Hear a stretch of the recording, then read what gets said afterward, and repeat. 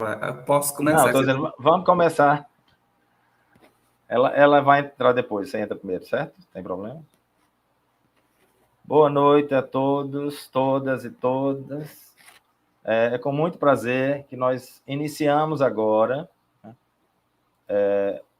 o Fórum de Associações Nacionais da Área de Artes. E hoje nós temos, na verdade, esse fórum junto ao 31º Encontro Nacional da ANPAP, encontro intitulado de Existências, ainda nesse formato remoto, né? Nós, de fato, estamos recebendo hoje no fórum, vamos começar o fórum de uma forma um pouco diferente, né? A partir do convite que foi feito à professora Vera Beatriz Siqueira, para que ela pudesse falar e contar um pouco mais sobre essa questão da avaliação quadrienal da CAPES entre 2017 e 2020, todo esse processo que ela muito bem presenciou, vivenciou ao longo desse tempo e sua equipe. Então, a professora Vera, na verdade, é doutora em História Social pela Universidade Federal do Rio de Janeiro, mestre em História Social também pela Católica do Rio de Janeiro e graduada em História pela PUC também do Rio de Janeiro. E é professora associada e pró-cientista do Instituto do Estado do Rio de Janeiro, da UERJ, onde atuou como vice-diretora, foi coordenadora do programa de pós-graduação, de curso de bacharelados em História da Arte e tal, e tem desempenhado uma função importantíssima, né, como coordenadora de área da CAPES, da área de artes, ao longo de alguns anos já. Né, assim, já vem há alguns anos batalhando e trabalhando pela área toda conosco, em parceria com os coordenadores, presidentes e presidentas das associações nacionais da área. Então, Vera, é um prazer recebê-la aqui hoje, né? Sei que você tem muito a falar, né? Foi um processo muito árduo aí, né? esse tempo, né? E a gente quer muito ouvir você, quer muito ouvir e saber sobre os detalhes desse processo todo. Acho que isso ajudará tanto os programas de pós-graduação nacionais, quanto, né, também as associações nacionais da área de artes, nesse momento ainda em construção, em processo construtivo. Ok, Vera? Bem-vinda. Eu passo a palavra para ti. Obrigada, né? Boa noite a todas, todos. Como o Robson já falou, né, eu venho desempenhando desde 2018 a função de coordenadora de área na CAPES, e o que eu quero fazer com vocês aqui hoje, né, assim, abrindo esse fórum de associações, né, que as associações sempre foram muito parceiras da gente, contar um pouco como é que foi a avaliação, né, os principais critérios, os principais desafios desse novo modelo de avaliação, dessa nova ficha de avaliação, para a gente poder até ter um panorama da área, como é que ela ficou depois dessa avaliação, né? Então, eu vou compartilhar aqui uma apresentação para poder a gente ir conversando sobre isso, né? Bom, então,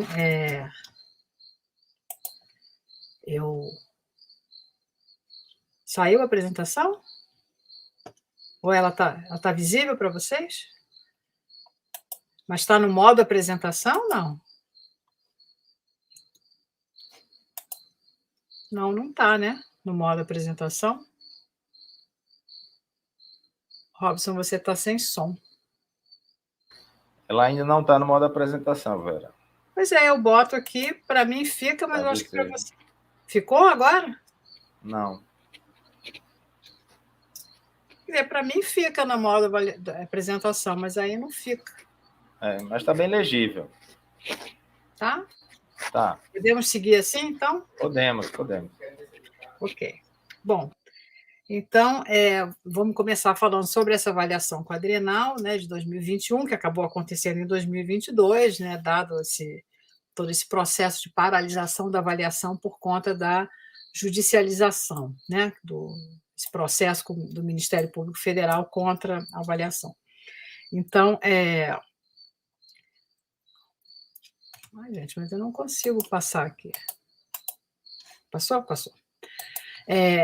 Aí é só a coordenação, né, que os membros da coordenação, só para vocês terem, né, noção, quer dizer, eu fui a coordenadora de área nesse período todo, né? O Lucas Robato foi o coordenador de programas profissionais da área também durante todo o período, de 2018 a 2022, mas houve uma troca na coordenação adjunta, né? A Jaciane Castilho começou como coordenadora adjunta de 2018 a 2021, e aí em 2021 ela saiu para um pós-doutorado e o Paulo Merizio assumiu como coordenador adjunto da área de artes, ficando em 2021 e 2022. Né? Então, é só para vocês acompanharem quem foi a coordenação. Né? Então, vamos começar falando um pouquinho, fazendo esse panorama da área de arte, uma espécie de histórico, né, da área de arte, só para a gente ter alguns dados que eu acho que são importantes para a gente perceber. Né? Assim, isso aí é a evolução dos programas de pós-graduação em arte, só para a gente ver como a gente cresceu, né, que em 1974 nós éramos um programa, né, cadastrado no SNPG, e aí a gente foi crescendo, assim, sempre em grandes saltos, né? Então, a gente, em 93, tinha 6 programas, em 96, 15 programas, em 2019 programas, 2003, 22, depois 2009, 37, 2013, 39, depois nós crescemos muito, tá vendo? Em 2017 nós tínhamos 55, nós demos um salto bem grande, e depois de 55 para 68 em 2019 e 70 em 2021. Né? Desses 70, 11 são profissionais, né? São mestrados profissionais, a gente não tem nenhum doutorado profissional. E também desses 70, 67 programas fizeram parte, né, da clientela da avaliação quadrienal. Um programa profissional, que é o Prof. Artes, né, que é um programa especial, né, voltado para a formação de professores da educação básica, ele fica de fora da avaliação, porque ele tem uma avaliação especial, quer dizer, ele fica de fora, que eu digo assim, da avaliação feita pela comissão da área, né? Ela é uma avaliação feita separadamente, né, que reúne todos os profs de todas as áreas. Né? E a gente teve 2 programas novos que começaram as suas atividades no fim do quadriênio e, portanto, eles não entraram na clientela de avaliação e vão permanecer com aquele ar de aprovado até a próxima avaliação.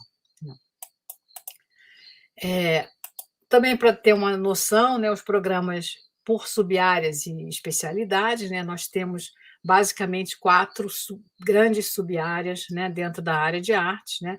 Tem programas em artes, que não tem subdivisão de linguagens, nem de especialidades, e que querem manter essa reunião de diferentes manifestações artísticas dentro do programa, que são 17%.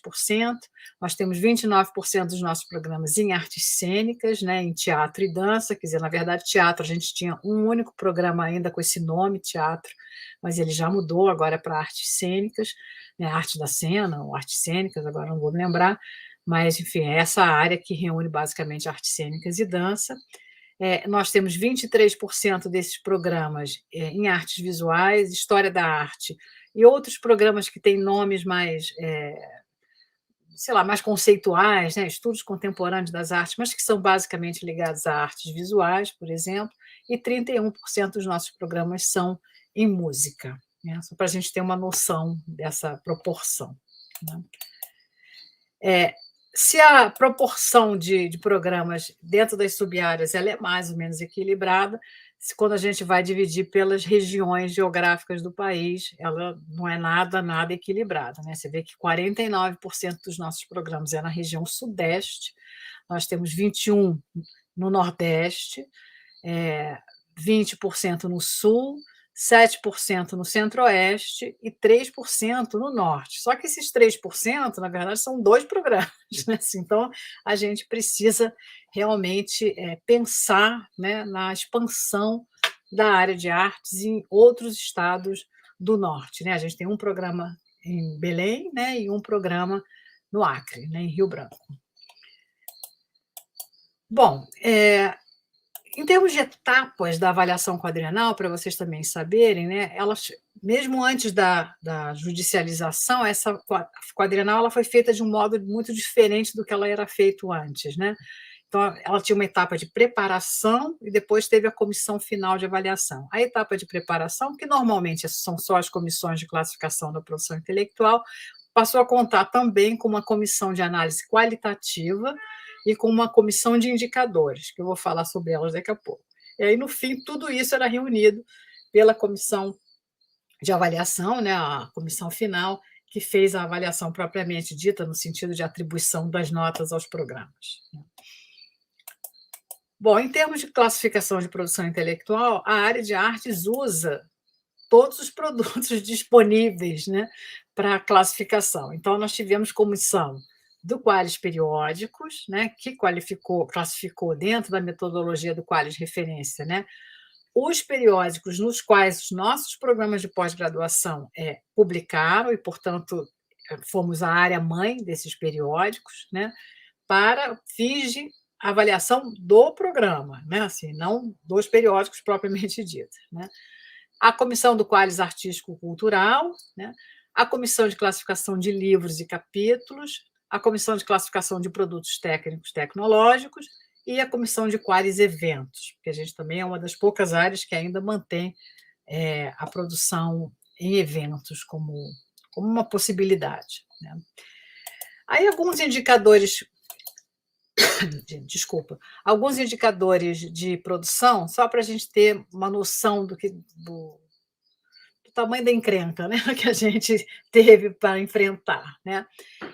Então, por exemplo, dados de produção intelectual destacada por tipo, né, assim, 24% da produção intelectual destacada era de produtos artísticos, né, produto artístico-cultural, 19% de produto técnico-tecnológico, 26% de produto bibliográfico em periódicos, 23% de produtos em livros e capítulos, 6% apenas em produtos em anais e 2% de outros tipos de produto bibliográfico, né, que podia ser material didático, né, catálogos de exposição, enfim, outros tipos cadastrados como outros tipos, né. A gente tem até um gráficozinho sobre esses produtos bibliográficos só para a gente ver, né. Você vê que ainda 46%, quer dizer, uma parte expressiva da nossa produção destacada ainda era artigos em periódicos, né, ainda era de artigos em periódicos.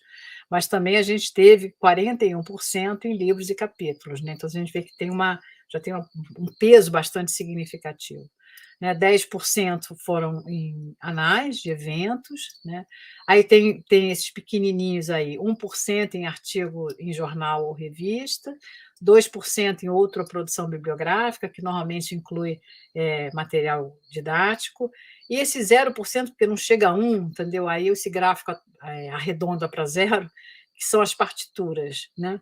Então, também tem uma pequena parcela, né, de produção bibliográfica, partituras. Em termos de produto artístico-cultural, né, 26%, isso aí são aquelas categorias do produto artístico-cultural, né, 26% foram dentro da categoria de artes cênicas, 29% em artes visuais, 41% em música e 4% em outra produção cultural, que são aquelas categorias nas quais a gente cadastra, né, o produto artístico-cultural.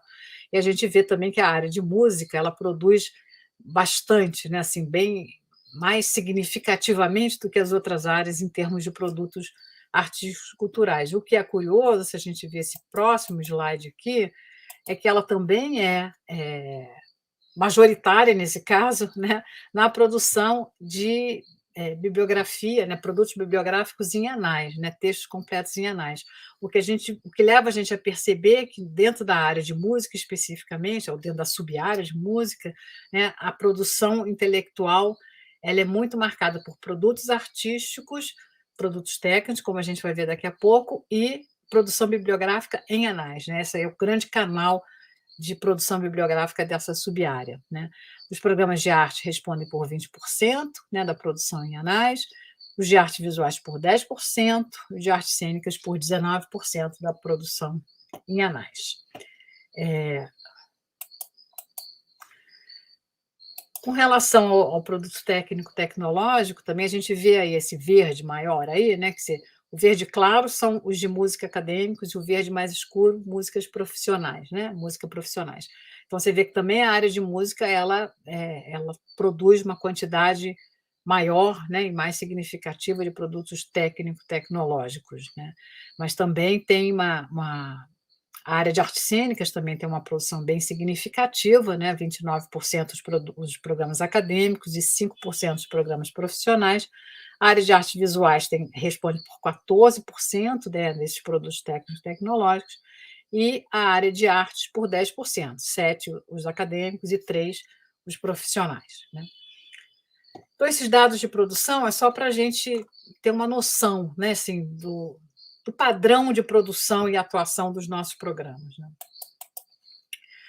Bom, além da comissão de classificação, né, como eu falei, esse ano a gente, assim, quadriênio teve essa novidade, que era a comissão de análise qualitativa, que analisava os itens qualitativos da ficha de avaliação e também todos aqueles destaques, né, os destaques de TCC, os destaques de egresso, os destaques de produção intelectual, tanto a produção do ciclo avaliativo, que era destacada pelo coordenador, né, quanto a produção destacada pelos docentes permanentes, né.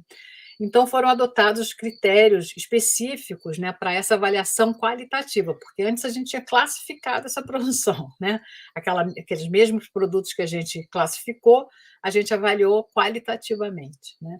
Então, adotamos esses critérios. No caso dos TCC, né, os critérios adotados foram a aderência, né, dos temas das teses e dissertações em relação aos projetos e às pesquisas, né, do orientador ou da orientadora, a contribuição da pesquisa para o desenvolvimento da área de arte e a composição das bancas de defesa, né, em termos de diversidade institucional, qualificação dos membros, etc.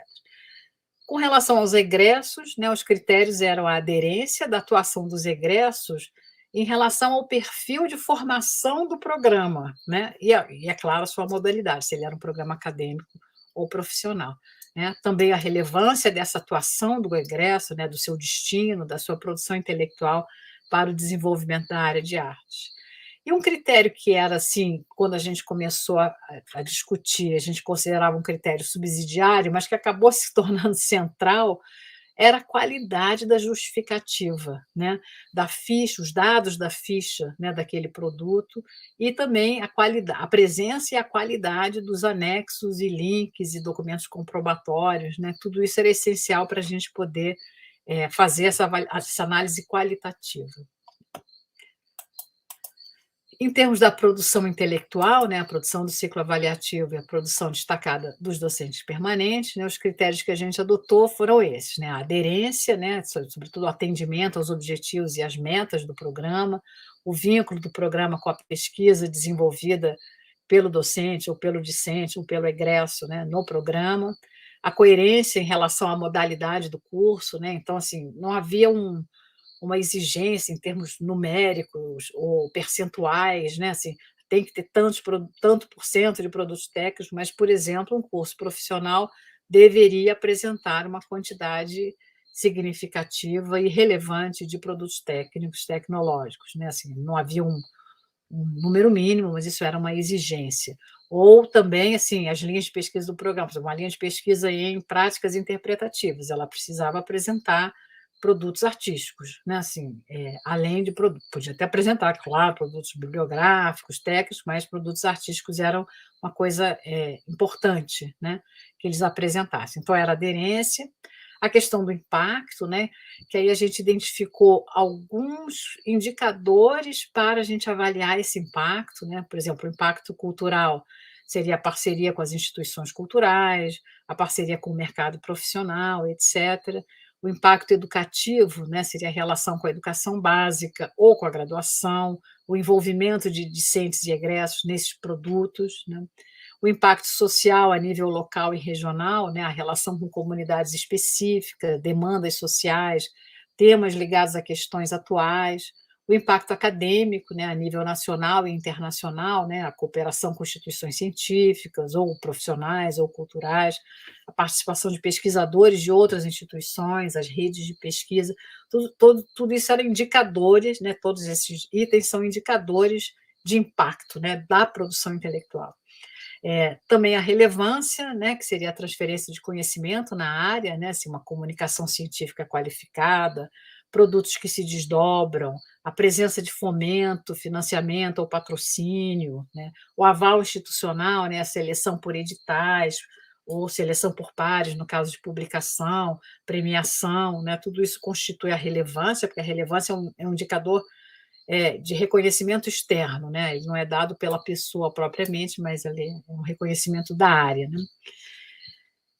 Inovação também, né, que era a questão do avanço nas fronteiras do conhecimento da área, né, então, se fosse um produto experimental, ou que estudasse temas pouco estudados, né, na tradição da historiografia, ou da teoria, ou da crítica, né, o preenchimento de lacunas de conhecimento, as inovações tecnológicas, né, de produtos e processos profissionais, ou mesmo a resolução de problemas profissionais determinados na área de artes e cultura, né, sobretudo para os programas profissionais, né. E também a qualidade dos dados, que, como eu falei antes, né, que era um critério subsidiário, acabou se tornando um critério central, né, a presença e o detalhamento, né, das justificativas, né, a presença e a relevância desses documentos comprobatórios anexados, o detalhamento dos dados da produção, né, e no caso de produção do ciclo avaliativo, também o equilíbrio na distribuição desses produtos entre os docentes, discentes e egressos do programa, né. Bom, a comissão de indicadores, por sua vez, ela analisava os indicadores matemáticos, né, quantitativos da área, que a gente recebe da CAPES por duas fontes, né? A gente recebe uma planilhona com esses indicadores de todos os programas, e a gente também recebe uma série de gráficos e painéis, eles chamam de painéis de indicadores, que são gráficos e tabelas também sobre cada um desses indicadores que a gente usa, né, eu vou até mostrar alguns, aí vocês vão ver. Essa comissão de indicadores analisou esses indicadores quantitativos da área com essa dupla finalidade, né, quer dizer, primeiro fornecer os indicadores necessários para a ficha de avaliação, né, para a avaliação dos programas de pós-graduação. E, por outro lado, elaborar um diagnóstico da área de arte, né? A ideia era pensar justamente onde que nós estamos, né, onde nós queremos chegar, entendeu? Se a gente ter esses dados, alguns eu vou apresentar aqui para você. Quando possível ou quando pertinente, a gente calculou a média da área ou a mediana da área, embora eu não saiba explicar muito bem a diferença entre uma e outra, mas para cada um desses indicadores, para a gente pensar, incorporar esses dados como medidas relativas, né, assim, não como uma medida absoluta, né. Então tinha uma média, se a média era 0,6 ou se ela era 30, não interessava, né, o desempenho do programa era dado a partir daquela média, entendeu? Assim, então a média da área era tanto, então você estava bem acima da média, um pouco acima da média, na média, abaixo da média ou bem abaixo da média, e aí a gente, com uma medida relativa, a gente conseguia construir uma visão de conjunto, né, dos nossos programas. O uso desses dados quantitativos, ele, embora seja, assim, a princípio a gente acha que é, né, chato, enfim, que não vai ajudar, mas ajudam sim, porque a gente teve alguns benefícios, né, ao fazer uma análise qualitativa e se valer desses dados quantitativos, né. A primeira delas foi a possibilidade da gente estabelecer comparabilidade entre os diferentes programas, né, essa questão da média, está acima da média, abaixo da média, a gente conseguia comparar um programa com o outro, né.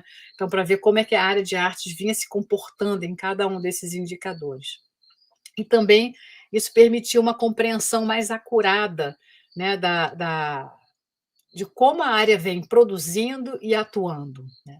Além disso, né, permitiu também o estabelecimento de padrões gerais e específicos de desempenho dentro da área, dentro das sub-áreas, né, assim, por exemplo, música, artes cênicas, artes visuais e arte, e dentro das modalidades, né, acadêmicos e profissionais, né, dos programas de pós-graduação da área de arte, né. Então a gente conseguiu ter um quadro bem interessante, né, de atuação desses programas nesse quadriênio. Aí a comissão final de avaliação tinha que juntar isso tudo, tinha que juntar a classificação da produção, que gerava também indicadores quantitativos, reunia isso, né, todos os indicadores quantitativos com os critérios qualitativos, né, e aí tinha que definir um padrão para cada uma das faixas de nota, né, um programa de nota 3, programas de nota 4 e 5, por exemplo, né, atribuir as notas do programa de 1 a 5, né, porque a ficha de avaliação ela atribui de 1 a 5, né, e também fazer a avaliação de excelência, né, a partir dos programas que tivessem sido indicados como elegíveis para as notas 6 e 7. Então, tudo isso foi trabalho dessa comissão final de avaliação, né. Aqui eu trouxe também alguns dados sobre o impacto da pandemia, porque, assim, para a gente foi essencial ler aquela parte do relatório da coleta, né, sobre o impacto da pandemia que cada um dos programas colocou, porque esse relato ele ajudava a gente a ponderar os indicadores, tanto qualitativos quanto quantitativos, né? A gente podia perceber o quanto o programa tinha sofrido, né, com o Covid, de modo que a gente pudesse ponderar os outros critérios, né? Assim, então não era uma coisa assim fria, uma avaliação fria, né? E aí aqui eu listei alguns, enfim, eu nem vou ficar muito tempo nisso, mas alguns dos itens mais recorrentes que foram relatados pelos programas da área de artes, né? O primeiro diz respeito ao fechamento das instituições, né, de ensino, portanto, uma série de problemas na gestão dos programas e no próprio preenchimento do relatório coleta, né, que não tinha secretaria, não tinha acesso à documentação, enfim, uma série de necessidades de se implantar formulários online, uma série de problemas. Por outro lado, essa adaptação ao funcionamento remoto se deu, na maior parte das vezes, de uma forma um pouco selvagem, entendeu? Assim, a gente ia se adaptando, né? Surgiu o problema, a gente ia se adaptando. Poucos foram os programas que relataram terem criado um comitê de gerenciamento de crise, ou com um acompanhamento é, mais preciso, né? Instruções mais coerentes, né, para os docentes, para os funcionários, etc. A maior parte foi se adaptando, né, assim, à medida que as coisas iam aparecendo, a gente ia tendo que se adaptar, né. Bom, as disciplinas online, né, também essa necessidade de realizar as disciplinas online, afetaram muito especialmente aquelas disciplinas que eram realizadas em ateliês e espaços de ensaios e apresentações, ou que requeriam atividade de grupo ou conjunto, né? Então essas foram especialmente prejudicadas, embora as outras também, né, tenham sido afetadas, porque, enfim, era uma nova dinâmica de construção de conhecimento, né, que a gente teve que se adaptar. Mas apesar de todos esses problemas, né, assim, esse parece ter sido até um aspecto mais facilmente, né, contornado pelos nossos programas, porque a gente viu que a maior parte deles criou uma série de eventos online, de produtos online, podcasts, vídeos, webinários, né?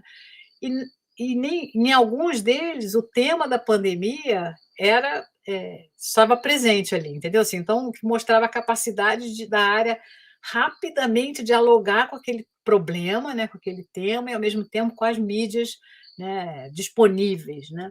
Então, assim, foi difícil, né, essa adaptação ao funcionamento remoto, mas não foi os nossos problemas mais graves, pelo menos não os relatados pelo programa. Os problemas mais graves relatados foram, por um lado, as dificuldades de docentes, discentes e funcionários que sofreram diretamente com a doença, né? Muitos adoeceram, uns morreram, outros tiveram familiares doentes ou familiares que faleceram, entendeu? Muitos estudantes manifestaram sintomas de depressão e ansiedade resultantes dessa situação, entendeu? E que geraram afastamentos e abandonos da pós-graduação ou dificuldades várias durante esse processo, né? Também foram relatados casos de abandono de cursos, né, afastamentos ou trancamentos em decorrência de necessidade econômica, né? Muitos estudantes precisaram se afastar para ajudar suas famílias, né, o sustento das suas famílias durante a pandemia. Então, alguns não retornaram, né? E essa interrupção de carreiras, a gente não tem ainda como medir, né? Não sei nem como a gente poderia medir isso, mas é uma coisa, realmente é um impacto muito sério, né?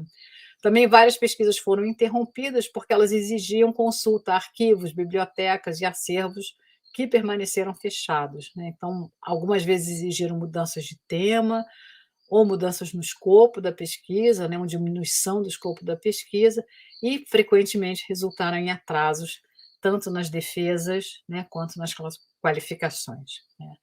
Essas adaptações para o ambiente virtual e também as regras de isolamento social provocaram, por vezes, alguns obstáculos, né, à realização de pesquisas quando elas eram baseadas numa metodologia muito experimental, relacional, empírica, prática, né. Então essas regras de isolamento, que a gente não podia sair, a gente não podia se encontrar, a gente não podia desenvolver trabalho conjunto, isso às vezes, muitas vezes, quer dizer, às vezes, muitas vezes não, muitas vezes, afetou, né, o curso das pesquisas desenvolvidas nos programas, né.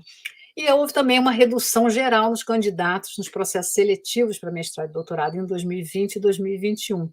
E pelo que eu tenho sabido, né, de programas de pós-graduação, isso não se alterou em 2022. E não é, isso não é uma coisa específica da área de artes, né? Quer dizer, houve um certo, sei lá, desencanto com a pós-graduação nesse período a partir da pandemia, e eu não sei quanto tempo a gente vai precisar para recuperar, né, esse número de candidatos. Então, é uma coisa que a gente ainda não, também não tem como prever e como medir, né? E, por fim, né, as bolsas, tudo que dizia respeito à mobilidade, né, de docentes e discentes, essas bolsas de doutorado sanduíche, estágio pós-doutoral, etc., elas tiveram que ser ou canceladas, ou adiadas, ou interrompidas, né, ou antecipada a volta, né? Então, tudo isso também foi muito prejudicial aos nossos programas, né? Então, esses foram os principais problemas relatados pelos programas com relação à pandemia.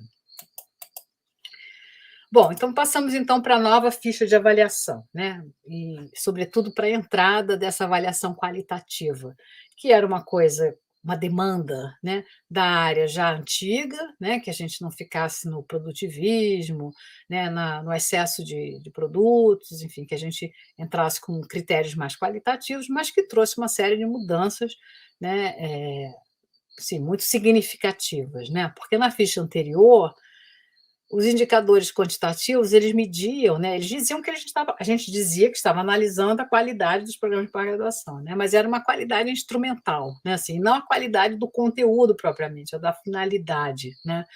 Então, isso a gente contornou, né, com a entrada dessa avaliação qualitativa. E a área de artes adotou uma ideia de avaliação formativa, né, e não punitiva, né. A gente disse que, sobretudo nesse contexto de mudança da ficha de avaliação, de pandemia, a gente precisava, fazer uma avaliação que contribuísse para a compreensão, né, da área e das suas estratégias de produção e atuação, e não para punir a área, ao contrário, né. E aí o que se tornou chave, né, assim, o elemento que se tornou chave foi a definição da missão, dos fins, valores e objetivos do programa, né, porque a partir daí, a partir da definição dessa missão do programa, dessa identidade do programa, é que tudo era avaliado de acordo com o que o programa dizia que era a sua missão e a sua identidade, né. Então, esse se tornou uma peça essencial na avaliação qualitativa, né, a avaliação da coerência entre essa missão e tudo que ele faz, entendeu? Assim, tudo a missão do programa e toda a produção dele, a atuação dele, né, os egressos que ele forma, enfim, os grupos que ele o grupo de pesquisa que o constitui, né, quer dizer, tudo era avaliado de acordo com a coerência, né, de tudo com a missão e a identidade do programa, né. Então, tudo isso passou a ser uma coisa importante. E isso levou, né, a comissão a compreender que a avaliação ela tinha que ser global, né, que eu chamei assim, né, de uma avaliação global, porque valorizaria a diversidade da área, né, porque não havia um critério absoluto, né, um critério qualitativo, assim, geral, né. Tudo era avaliado de acordo com aquilo que o programa dizia que era a sua missão e os seus objetivos e a sua identidade, né. E aí, evidentemente, nós temos programas muito diversos na área, né, tem programas, que têm uma pretensão muito grande de internacionalização, tem outros que querem atuar localmente, entendeu, assim, tem programas que têm uma missão, muito acadêmica, né, no sentido de uma produção do conhecimento, tem outros que têm uma questão de inserção social muito forte. Então, na verdade, a gente tem uma grande diversidade e essa diversidade tinha que ser valorizada e não apagada, né, pelos critérios de avaliação, né. Então isso foi uma espécie de horizonte ético, né, da comissão de avaliação da área de arte, né.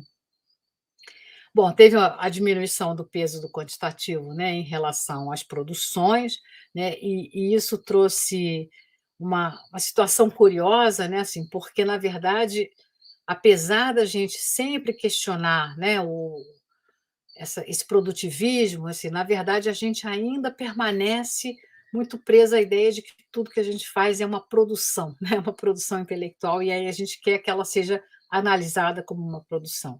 né? Mas mesmo esses dados quantitativos a gente usou não como dados brutos, né, absolutos, mas como elementos que ajudavam na compreensão dessa qualidade dos programas de artes, né, dentro dessa perspectiva multidimensional, né, que é a da avaliação qualitativa da CAPES, né, e essa ideia diversa e polissêmica de qualidade, né, que não tem uma ideia de qualidade única, né, a ideia de qualidade ela vem dessa diversidade, né. Bom, teve uma avaliação detalhada, né, das produções de docentes e discentes, né, através das produções destacadas do programa. Também teve uma avaliação detalhada do perfil de atuação dos egressos, né, um recorte através desses egressos destacados pelo programa, né, e também uma coisa que é importante a gente anotar é a extrema dependência desse modelo à qualidade do relatório coleta, né, porque essa avaliação qualitativa ela depende muito não só da presença dos dados, mas como esses dados são apresentados, como eles são relacionados, né, articulados entre eles, né, que não só a definição da missão, mas, por exemplo, a estrutura curricular, como que ela atende, né, aqueles objetivos do programa, as metas estratégicas, né, assim, então tudo tem que ser muito explicado e muito detalhado para a gente poder fazer uma avaliação qualitativa importante, né, assim, significativa. Então é uma dependência muito grande, né, da qualidade do relatório do coleta.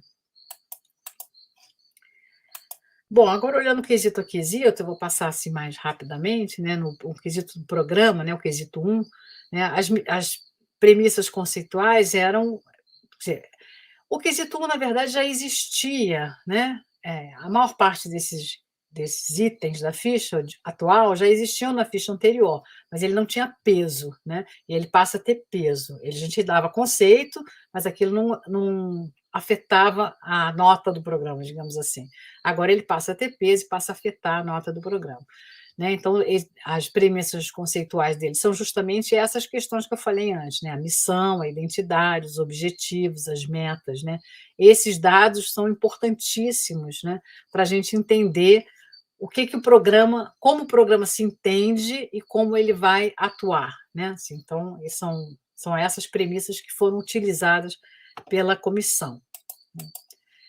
E aí, os critérios também derivados, né, quer dizer, os critérios que a gente usou para análise qualitativa desses itens, né, seguiam esses parâmetros aí, né, a clareza, né, a coerência, a adequação, a compatibilidade, o nível de atendimento. Vocês veem, são todos critérios são critérios qualitativos, né, que não têm uma definição, assim, o que é um atendimento satisfatório, o que é um atendimento não satisfatório. Tudo está muito associado, como eu falei, àquela adequação à missão do programa, né, aquilo que o programa diz que ele é e como ele vai atuar, né, assim, então todos esses critérios são critérios muito, para os quais é muito importante a qualidade do texto, né, que o programa, faz, né, redige no relatório coleta.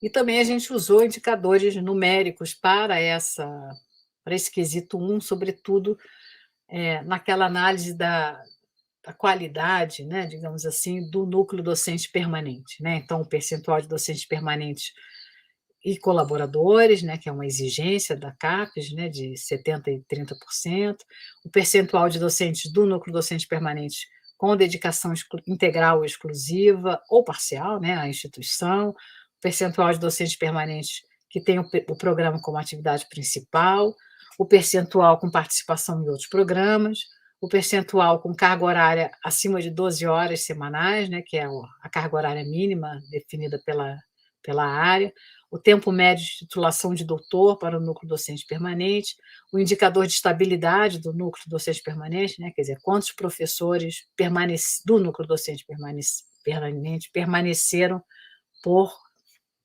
nos 4 anos do quadriênio, né, pelos 4 anos do quadriênio. O percentual de bolsistas PQ e CNPq, que também se juntava esses últimos 3 itens aí, o H e J, eles funcionavam juntos, né, o bolsistas PQ do CNPq, projetos financiados e experiência internacional, né, isso formava um indicador só para a nossa área, né, então todos esses indicadores quantitativos também foram utilizados, né. E em termos de resultados, né, assim, do que a gente conseguiu, né, nessa assim, a área de uma maneira geral, né, assim, o desempenho da área nesses indicadores, a gente pode ver, eu trouxe alguns aqui para ver, são esses painéis que a gente recebe, tá vendo? Esses painéis que são só os painéis de indicadores que a CAPES nos fornece, né? Então, esses são gráficos que eu tirei diretamente de lá, né? Então, por exemplo, proporção de docentes permanentes. Não sei se dá para.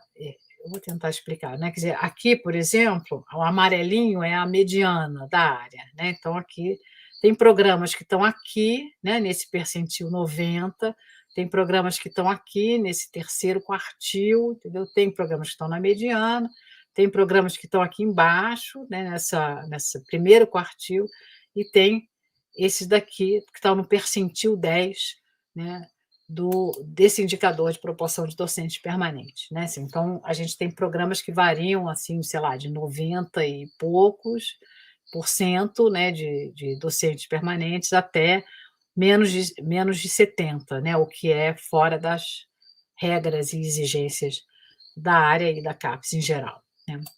Então, é só para a gente ver como a gente tá. Eu dei essa explicação só porque aí não preciso dar mais nos próximos gráficos. Esse aqui é a estabilidade do corpo docente permanente, quer dizer, essa queda aqui brusca de 85% e 55% para 68%, eu acho que é, e 35%, na verdade é porque começaram muitos cursos, né, em 2019 e 2020. A gente teve uma PCN que se juntou, né, 2017 2018, juntaram dois editais de APCN e a gente abriu uma série de cursos novos, a gente passou de 55 para 70 cursos, portanto, a gente teve uma entrada muito grande de cursos novos e, com isso, essa proporção de docentes permanentes caiu, né? Mas ela não diz respeito aos programas, né, assim, que já estavam lá no período, mais ou menos permanecem dentro desse parâmetro aqui de estabilidade, né, os programas que já existiam antes, né? Aqui é o tempo médio de titulação de doutor dos docentes permanentes, não é o tempo médio de titulação dos nossos doutores, mas dos docentes permanentes, né? Também está aí calculada a mediana, né? Que é esse amarelinho, e tem os superiores e os inferiores, entendeu? E isso aí também era um indicador, por exemplo, que servia muito para a gente ver se havia renovação no corpo docente, né? Assim, primeiro, se o corpo docente era experiente, né, e suficiente, né, para, em termos de experiência, para manter a estabilidade, né, e a sustentabilidade acadêmica do programa, mas também se ele estava renovando, né, porque tem cursos que têm, né, muitos assim, a gente tem uma variação muito grande, né? A gente tem cursos aqui em cima, né, acima de 15, eu acho que é 17 aqui esse número maior aqui, e esse número menor, eu acho que é 7 ou 6, uma coisa assim, entendeu? Então,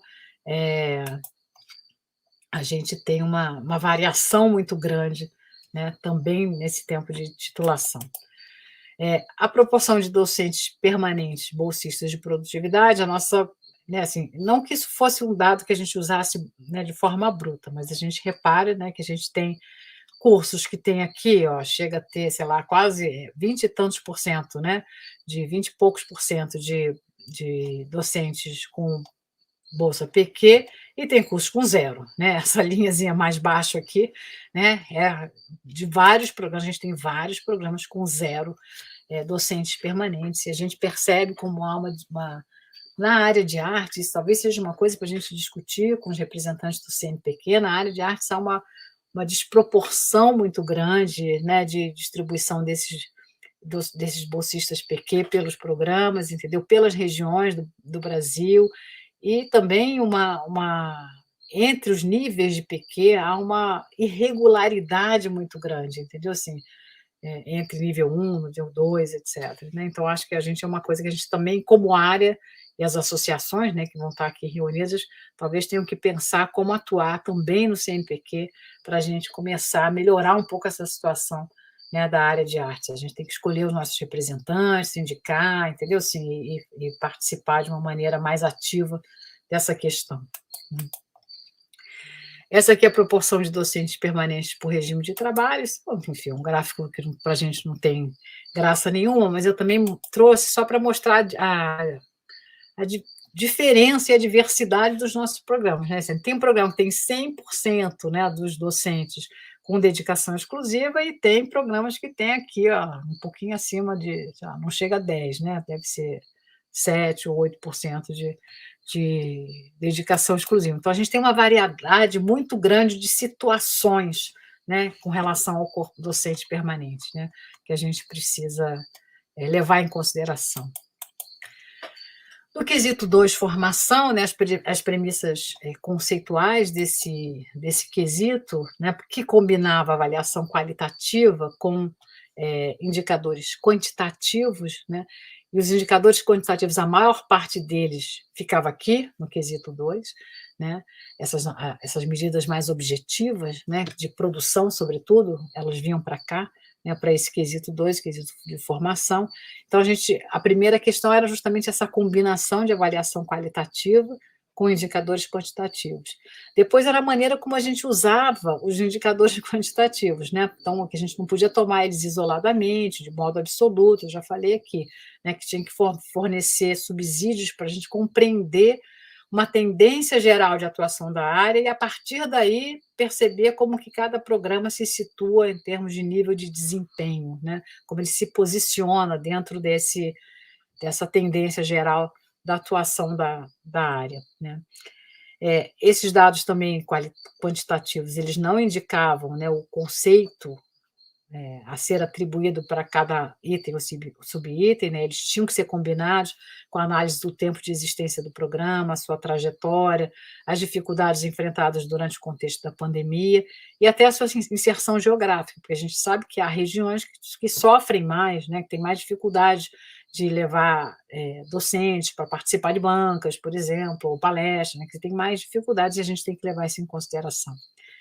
Né, e para além da função de atribuir um conceito final, né, para esse quesito, a análise qualitativa de todos esses dados, né, servia para o estabelecimento desse diagnóstico da área como um todo. Bom, os critérios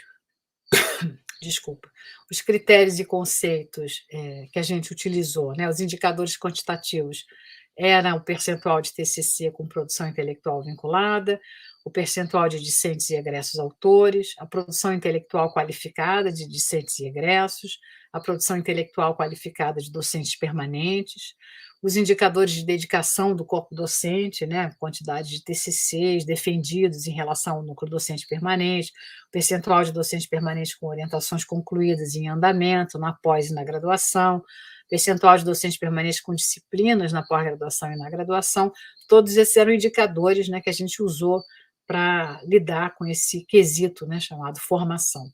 Em termos de indicadores qualitativos, né, a gente fez a análise qualitativa da produção intelectual destacada, né, de ou com discentes e egressos, né, a análise da abrangência, aderência e tipologia da produção intelectual docente destacada, a análise dos destaques e análise de TCC e análise qualitativa dos destaques de egressos, né? Então, a gente tem que combinar tudo isso nesse quesito 2, né?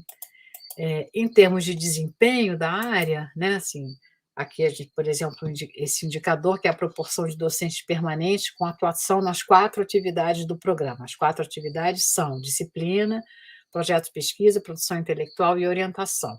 No programa, né? Ainda não está falando de graduação aqui. E também a gente vê aí que a gente tem uma mediana, né, aqui em torno de 70, 68, 69, a gente tem uma mediana por aí, né, assim, nesse nível, entendeu? Dos docentes com atuação nas 4 atividades do programa. E tem programas, né, como esses aqui, que estão bem acima da média, tem esses que estão um pouco acima da média, aqui um pouco abaixo da média e bem abaixo da média, né? Então, a gente teve esses... Eu acho que há, sim, problemas de preenchimento, né? Assim, acontece, né, que houve certamente problemas de preenchimento do relatório coleta, mas eu acho que a gente também tem que ficar um pouco mais atenta, né, todos nós atentos para dar esses dados mais qualificados, para a gente ter um dado da área mais qualificado, né? Em termos de proporção de docentes permanentes com orientação em C e TCC, né, na graduação, e discentes que deram aula, né? Então, essa coluninha aqui, que orientaram na graduação, e essa coluninha aqui da direita é que ministraram aula na graduação. A gente está vendo, tem um percentual muito pequeno, né? Médio, né? Porque isso é um percentual médio, né? Assim, então, ele é bastante pequeno, né? Assim, se a gente pensar, porque, quer dizer, eu digo que é pequeno porque, pelo que a gente conhece, todo mundo dá aula na graduação, todo mundo orienta na graduação, mas a gente vê que isso não foi relatado, né? Porque se tivesse sido relatado, e tem que ter sido relatado anualmente, 2017, 18, 19 e 20, né? Dizer que deu aula e não deu aula. Orientou ou não orientou, entendeu? Assim, porque eu acho que talvez a gente não tenha o hábito, né, de fazer esse cadastro, entendeu? Assim, mas é importante que a gente faça para que a área, né, para que apareça aí a realidade da área, né, e não isso daí que eu acho que não é a realidade da área, né? E a proporção de docentes permanentes com participação, quer dizer, em projetos, que é essa coluninha azul, ou projetos financiados, e quantos deles, né, a percentual deles que é financiado, né, a gente vê que a gente tem ainda também em torno aqui de 45%, 50% de projetos financiados. É claro que isso depende não de nós, né, assim, depende de editais, depende de, de editais voltados para as humanidades, voltados para as artes, e é claro que atualmente isso está numa crise imensa, né? Então a gente não usou isso como uma coisa para punir ninguém, mas é um dado para a gente perceber que a gente também pode ainda crescer muito, né, na questão dos projetos financiados, né? Ainda como resultado do, da classificação, né, da produção, né, quer dizer, a CAPES só fornece dados sobre quadros periódicos porque, enfim, é o que é comum a todas as 49 áreas de avaliação, né? Mas a gente vê aí que tanto para os quadros dos docentes quanto para os quadros de discentes, né, ou egressos, né, a nossa área ficou muito bem, né? Você vê que a maior percentual, né, do quadro de docente é o A1, né? Se você botar A1, A2 e A3 já deu mais da metade, entendeu? O A4 dá quase 75%, entendeu? Assim, então, a gente está com uma produção qualificada em periódicos muito boa, né? E também os discentes, você vê que o A1 é o maior deles, né? O A1, se juntar A1, A2 e A3, já deu um pouquinho mais de 50%, entendeu? Assim, então, eles estão também muito bem classificados, né? Assim, a produção discente qualificada também ficou muito interessante para a gente, né? Assim, dentro do Qualis, né? Então foi uma coisa boa de perceber. Outros dados de produção, né? Da classificação de produção, né? Em livros também a gente ficou com essa classificação, né? Se a gente não ficou muito bem nos L1, mas a gente tem um maior percentual em L2, né? Depois L1 e L3, né? Tem mais ou menos equilibrados, né? L4 e L5 a gente ficou até com poucos, mas a gente ficou com muitos em LNC, porque tem muitos livros que apareceram que não são livros, né? Que são ou que tem menos de 50 páginas e a gente não pode considerar livro, entendeu? Tem um catálogo pequeno de exposição ou de um evento, né? Assim, de um festival, etc., que a gente não pode considerar como livro, ou é um livro de artista que a gente não pode classificar como livro, né, que tem que ser classificado como produto artístico, ou é sei lá, anais de evento, às vezes os anais de evento aparecem aí como livros, mas está nitidamente assim, está no título, às vezes anais do seminário, ou segundo seminário, não sei o quê, mesmo que ele tenha sido publicado com o ISBN, né, ele na verdade, o resultado, né, de uma publicação de anais de eventos, né? Então, assim, a gente ficou com muitos livros não classificados, né? Então, ou então de editoras que estão nas listas de editoras com mais práticas editoriais, né, ou predatórias, né, que a CAPES forneceu essas listas e a gente não podia classificar os livros dessas editoras, né? Então, ficou com um percentual muito grande de livros não classificados, tá vendo? Em termos de produtos artísticos e culturais, nós ficamos beníssimo, porque a gente não. Todos ficaram entre A1 e A4, para vocês verem, né? Os produtos todos conseguiram um resultado muito significativo, né? Nós ficamos com Tá vendo? A maior parte deles é em A2, né, mas tem A1 e A3 também tem bastante, A4 já tem menos, e também ficamos com uma quantidade bastante significativa, que foi majoritária, inclusive, de produtos não classificados, né? Porque ou porque não tinha anexo, não tinha link. Os livros também podem ter acontecido isso, né? Não ter anexo ou link de acesso à produção, então não pode ser avaliado, né? Assim, então, isso tirava, né, os produtos da classificação. Então, na verdade, a gente também ficou com uma quantidade muito grande de produtos artísticos não classificados.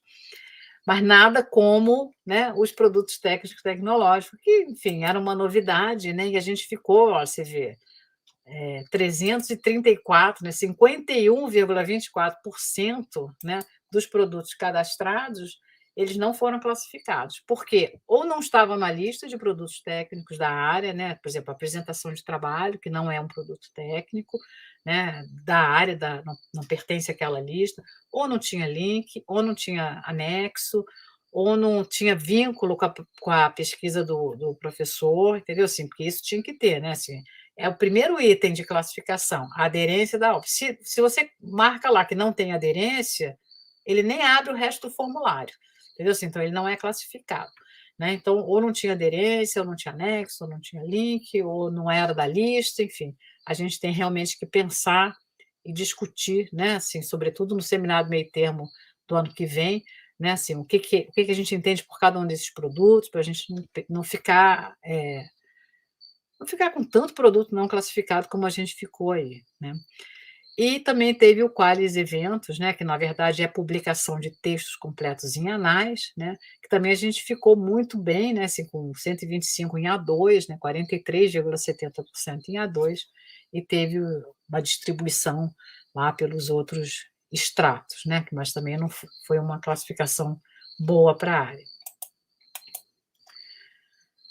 Bom, em termos de TCC, esse indicador aqui, esse gráfico aqui eu trouxe só para a gente discutir, porque em termos de TCC, isso aqui é a tipologia, né? Teve teses, né, 43% de teses, doutorados, as dissertações de mestrado, 55%, 1%, aí vem esses piquititinhos aqui, 1% em trabalhos artísticos, 1% em propostas pedagógicas e um pouco menos de 1%, né, que ele arredonda para zero, em produto, processo ou técnica. Ou seja, mesmo com a expansão dos nossos programas profissionais, a gente ainda olha com uma certa desconfiança para trabalhos de conclusão de curso que não sejam no formato dissertação ou tese. Né, assim, só, sei lá, 2,5%, né, dos nossos trabalhos de conclusão de curso adotaram um formato diferenciado. Né? Então, a gente também tem que pensar sobre isso, né? Pensar se a gente quer isso, né? Enfim, se a gente pode adotar esses outros modelos, né? Enfim, então, a gente poderia também abrir essa discussão no seminário de meio termo. Bom, no quesito 3, impacto, né, as premissas conceituais era a própria ideia de impacto, né, de efeito de transformação no ambiente acadêmico e social, né, um efeito que pode ser real ou potencial, né, que pode ser imediato, um efeito imediato, ou pode ter um potencial de impacto. Né? Assim, muitas publicações na nossa área têm isso, né? Assim, publicações em livros que vão vir a ser reconhecidas, né, e impactar a produção, a produção do conhecimento, mas que não é uma coisa imediata. Né? Então, a gente definiu alguns tipos de impacto, né, social, cultural, artístico, educacional, tecnológico e profissional, né, como tipos de impacto que a gente poderia encontrar, né, na produção e na atuação dos programas. Né? Outro critério importante era a inovação, né, que é a introdução de mudanças ou melhorias no campo do conhecimento científico ou da prática profissional, né, em artes. Né? Então, a gente também pensou alguns tipos, né, de processos e produtos, né, e alguns tipos de inovação, né, que a gente poderia encontrar, e internacionalização, que era um critério, sobretudo, né, para os programas nota 6 e 7. Né? Então, que seria uma ação articulada, né, que incluiria esses 4 campos aí, a pesquisa, a produção intelectual, mobilidade e atuação acadêmica, e também as condições institucionais. Né? Bom, os critérios e conceitos para esse quesito 2003, que era um quesito totalmente novo, né, era uma grande novidade da ficha, que esse impacto não existia, porque até então, assim, a gente podia puxar, isso estava no item 2.4.3 da ficha antiga, mas agora não tinha mais nada para puxar, né? A partir daqui é a novidade, né? Então, os critérios para os itens, né, que componham esse quesito, né, foram esses aí, né? Tinha o item 3.1, que era o impacto e caráter inovador da produção intelectual em função da natureza do programa, né, que a gente queria analisar basicamente a produção intelectual destacada do programa, né, tanto a produção do ciclo avaliativo quanto os produtos destacados pelos docentes permanentes, a avaliação qualitativa dessa produção, porque a classificação dessa produção tinha sido usada no quesito 2, e a avaliação qualitativa dessa produção foi usada aqui, né, porque a gente tinha avaliado ela justamente com aqueles critérios, né, de inovação, impacto, relevância. Então, a gente podia ver aqui, né, essa questão do impacto e caráter inovador da produção intelectual, né. O item 3.2 era o impacto econômico, social e cultural do programa, então era um impacto da atuação do programa, né, que a gente procurava identificar se as atividades de formação e pesquisa do programa atendiam a um ou mais dos tipos de impactos, né, que a gente tinha listado, né, cultural, social, ambiental, né, porque também às vezes tem um impacto mais derivado, assim, né, e também, né, o principal insumo era o relatório coleta 2020, né, a qualidade do relatório coleta 2020, né, o que eles diziam ali, entendeu, em termos do impacto da atuação do programa, da sua abrangência e da relevância. E o item 3.3, ele combinava internacionalização e inserção, né, local, regional, nacional, né, além de um itemzinho específico sobre visibilidade, né. Então, a gente procurou analisar a adequação da abrangência da ação do programa, né, de acordo com a sua missão. Ele não precisava ser internacional, né, ele não precisava ser local, ele podia ser o que ele quisesse ser, entendeu? Assim, o que tinha que ter é uma adequação entre o que ele dizia que ele queria ser e o que ele realizava, entendeu? Então, às vezes, até os programas botavam a opção de ações de internacionalização, porque achavam, eu tenho que botar internacionalização, mas não era necessário, entendeu? Assim, a ideia era ou uma coisa ou outra, ou mesmo a combinação de ambos, porque tem os programas nota 5 e os programas de excelência, eles normalmente têm uma liderança na área, portanto, uma inserção local e nacional muito importante e uma internacionalização também importante, né. Então, tudo era analisado de acordo com os objetivos, a missão e o planejamento do programa, né. Em termos de visibilidade, era a questão da página, né, o site do programa, mas também outras formas de difusão pública das atividades do programa. E a gente percebeu que vários programas começaram a desenvolver, eu acho que até especialmente por conta da pandemia, né, formas de difusão, né, da produção, né, assim, eventos, reportagens, entrevistas, né, a presença na mídia e nas redes sociais, né, e outras possibilidades de divulgação, né, científica, digamos assim, né. Em termos de desempenho, né, nesse quesito 2, né, é interessante porque a CAPES ela fez um acompanhamento dos egressos disponíveis, né, na RAIS e na pós-graduação, né. Esse aí é o gráfico do acompanhamento dos, eh, dos egressos de 2013 a 2019, né, pela RAIS, né, pela relação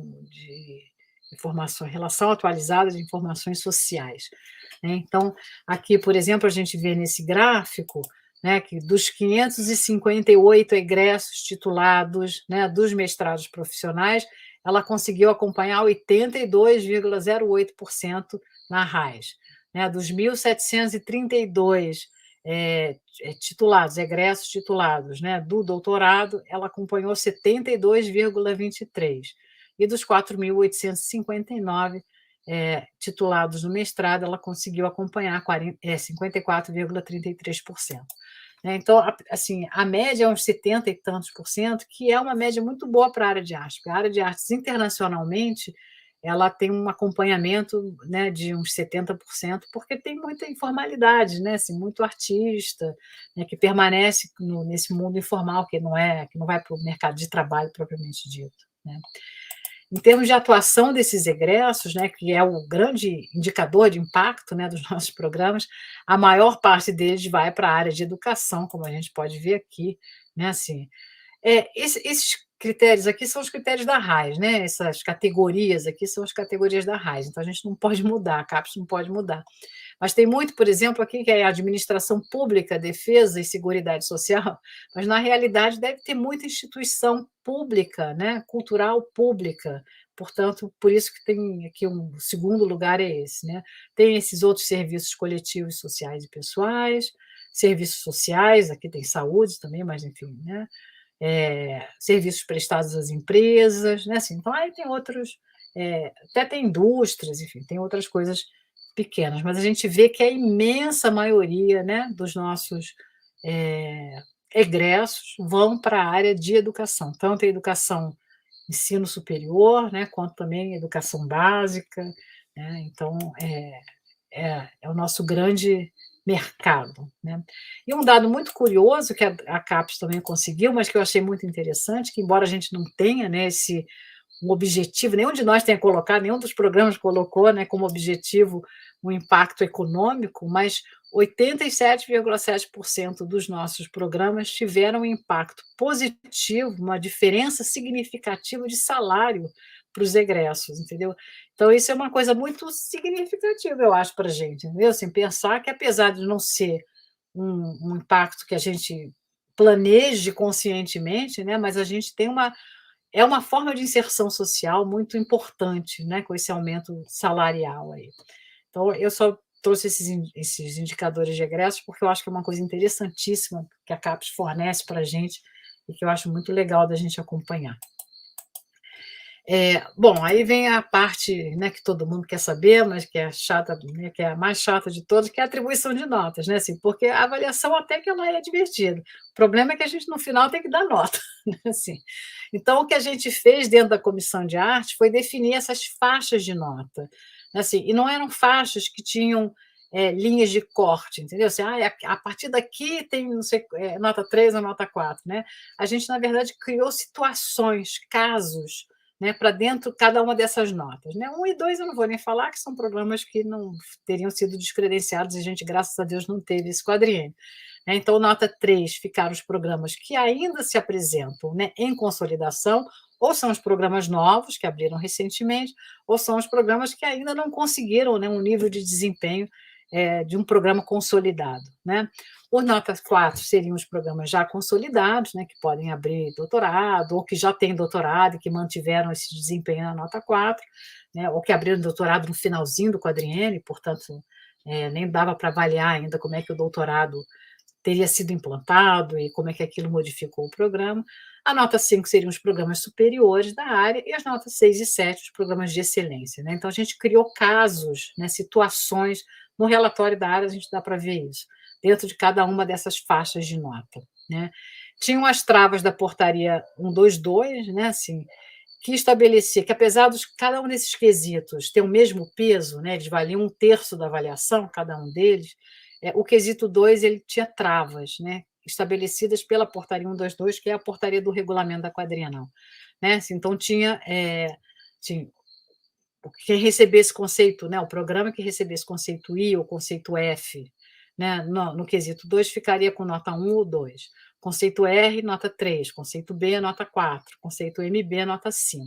Mas houve um entendimento diferenciado entre as áreas. Né, assim, a nossa área adotou isso como um conceito mínimo para atribuição da nota. Né? Assim, para ter nota 3, ele tem que ter pelo menos regular no conceito, né, desse quesito 2. Mas teve outras áreas que entenderam de maneira diferenciada, né? Mas a gente entendeu desse jeito. Né? Os programas que tivessem muito bom em todos os quesitos e até 2 bons nos itens era elegível para nota 6, e o muito bom em todos os quesitos e itens era elegível para nota 7. E aí passavam a ter critérios específicos de excelência, né? Que eram critérios basicamente de liderança na área, né? Então precisava ter articulação com outros programas, ter auxiliado os programas, ter feito Minter, Dinter, etc. E critérios de internacionalização, então presença regular, articulada, de cotutelas, entendeu? Assim, de mobilidade para fora, para dentro, trazer alunos, trazer visitantes, disciplinas em línguas estrangeiras, né? Foram vários critérios de internacionalização de excelência, né? Que a gente adotou para atribuição de notas 6 e 7. Tá? Aqui eu tinha colocado aqui as situações dentro de cada uma dessas faixas, né? Assim, mas, enfim, eu acho que eu não vou ler elas todas, não, porque a gente vai ficar aqui muito tempo, né? O que a gente fez foi isso, foi criar situações dentro de cada uma desses programas, né? Assim, dessas faixas de nota. Então, os programas em consolidação, tem os cursos novos e tem os programas que se mantiveram dentro desse desempenho. Né? A nota 4 tem uma variedade de casos aqui, né? Tem o curso novo que já possuía doutorado, né? Assim, tem os mestrados acadêmicos que aumentaram de nota, né? Que tiveram um conceito bom ou muito bom no quesito 2, tem os mestrados acadêmicos e profissionais que já tinham nota 4 e que se mantiveram nesse nível, tem os... Opa, desculpa, gente, passei tudo correndo, é porque eu estou querendo correr mesmo. Os mestrados profissionais que tinham nota 4 e abriram um curso de doutorado no quadriênio, que começou em 2020, então a gente não tinha como avaliar os dados sequer da implementação desse novo nível de formação, e os programas acadêmicos e profissionais que tinham nota 4 e que se mantiveram, né, assim, nesse nível de desempenho. Né? Também os notas 5, né, seriam os programas acadêmicos e profissionais que tinham nota 4, abriram curso de doutorado no quadriênio, né, em 2019, e que já apresentaram dados que permitiam a gente avaliar que o novo nível de formação tinha sido implementado e que já havia algum destaque de produção intelectual dos doutorandos, né, e também tinham apresentado resultados superiores em todos os quesitos da ficha, então ficaram com nota 5. Os programas acadêmicos e profissionais que tinham nota 4 e que exercem papel estratégico para a área em termos de inserção social, né, e também alcançaram um patamar superior em termos de avaliação do desempenho global nessas 3 dimensões, e os programas acadêmicos e profissionais que tinham nota 5 e mantiveram o desempenho dentro dessa área. E os programas de excelência, como eu falei, tinham esses critérios, né, de excelência, né, assim, então eles tinham que demonstrar desempenho superior e atender a esses critérios de excelência, uma nítida liderança na área, inserção nacional, incluindo iniciativas de colaboração com outras instituições e estratégias de internacionalização articuladas. Né? Assim, tanto os que tinham nota 5 passaram para nota 6, quanto os que já tinham nota 6 e 7 permaneceram dentro desse padrão de cursos de excelência. E aí a gente ficou com esse resultado final depois da avaliação. Né? Assim, aí são os programas profissionais e acadêmicos, né? Então tem as notas 3 e 4, nós não temos, por exemplo, nenhum profissional nota 5, né? Por exemplo, né? Então temos esse 13 acadêmicos nota 3, 23 nota 4, 13 nota 3, 9 nota 6 e 1 nota 7. Né? E 2 programas que ficaram sem nota, né? Como eu falei lá no início, né? Que não entraram na clientela dessa avaliação. Por subárea, a divisão de notas ficou mais ou menos assim, né? Então tem a área de artes visuais, por exemplo, né? Que bom, se bem que agora são as associações, tem de todas as áreas, né? Então a área de artes, né? Assim, tem pouco nota 3, mas tem muito nota 4, entendeu? Assim, então a gente tem que começar a ver como que a gente pode fazer para esse outro aqui a gente até vê melhor, né? Por exemplo, dentro de música, tem muito programa nota 3, por exemplo, né? Assim, que poderia até ter passado para nota 4, mas não passou, entendeu? Assim, então a gente tem que ver o que está acontecendo com esses programas para a gente ajudar, né, a esse desenvolvimento. Aí tem bastante programa nota 4 e tem pouquíssimo programa nota 5, apesar de ser o único que tem programa nota 7, mas tem poucos nota 5, entendeu? Então, assim, artes cênicas até tem um certo equilíbrio, artes visuais tem poucos programas nota 3, mas tem muitos programas nota 4 e poucos programas nota 5, entendeu? Então, acho que a gente tem que começar a pensar o que a gente tem que fazer para passar isso daqui para cá, por exemplo, né? E os programas de arte, né, que não tem divisão de linguagem, também tem uma divisão bastante sim, irregular, né? Tem um programa só nota 3, mas tem 6, nota 4, também poucos, nota 5. Você repare que os nota tem sempre uma queda, né, dos nota 4 para nota 5, que a gente tem que começar a pensar. Tudo bem que muito programa nota 3 subiu para nota 4, né? Assim, então, agora, assim, é abrir doutorado e tentar passar esses programas para nota 5. Aqui a comparação com as avaliações anteriores, né, 2013, 2017 e 2021. Então, a gente vê que a gente manteve mais ou menos o patamar, né, de nota 3, a gente subiu bastante os nota 4, também subiu nota 5, subimos razoavelmente nota 6, mantivemos o nota 7, a gente não consegue sair desse 1 aqui, que a gente quer sair, entendeu? Então, é só para... Isso aqui também é comparação por nota e por percentual, né, assim, que a gente... para a gente perceber como é que a gente, de certa maneira, se mantém, né, assim, dentro de faixas, né, sobretudo nesses programas nota 5, 6 e 7, a gente se mantém mais ou menos dentro de umas faixas, entende? Aqui a gente até teve bastante crescimento, né, mas os outros a gente se manteve dentro de faixa. Então, era só para mostrar esse quadro todo para vocês, né, que eu quis falar aqui hoje. Vocês devem estar felizes, porque eu já acabei, entendeu? Vou até parar a minha apresentação aqui, e aí... parar a tela, aqui. E aí, agora eu estou aberta para a gente conversar sobre o que vocês quiserem, né? Eu espero que tenha sido útil a apresentação desse quadro para vocês. Vera, eu quero agradecer aí a tua fala e tua contribuição aí, importante material que você trouxe, esse material, e informar, né, a todos, todas e todos, que o material ficará gravado, ele vai ficar no canal, né, da ANPAP aqui, público, para que as pessoas tenham acesso a essas informações que você trouxe, que são fundamentais, né, e informar que, assim, na verdade, nós vamos migrar para uma sala específica com os presidentes e presidentes de associações foram convidados para essa participação e essa conversa, e deixar em aberto essa discussão aí para que as pessoas vão acessando o vídeo ao longo da semana, ao longo do tempo, e possam ter essas informações que você trouxe aqui para o encontro, tá? Eu acho que vou ver se tem alguns comentários específicos, mas acho que, assim, de forma geral, foram só elogios à tua fala, e também algumas pessoas comentando o quanto esse material é importante, né, para a avaliação dos programas, para o desenvolvimento dos programas, e, de fato, são informações que nós, a maioria das pessoas, de fato, não tem acesso. Então, isso é importantíssimo, né, para tanto os docentes dos programas, quanto os discentes e egressos, para que nós possamos entender melhor o processo de avaliação e tomar consciência dele, né, nessa intenção, obviamente, de melhorar a avaliação dos programas e o sistema nacional de avaliação, né, dos programas da CAPES. Então, bom, eu vou agradecer de novo a Vera, a gente vai se despedir aqui desse espaço, dessa sala, encerrar essa transmissão e lembrar a todos, todas e todos que o Encontro Nacional da ANPAP continua amanhã, né? O 31º Encontro Nacional da ANPAP, Existências, com outras programações, outras ações, e, portanto, nós abrimos oficialmente o encontro, efetivamente, amanhã à noite. Tá? Então, é um prazer estar com vocês. Muito obrigado, Vera, mais uma vez. Obrigado a Érica e ao Eduardo aí pela contribuição nesse espaço.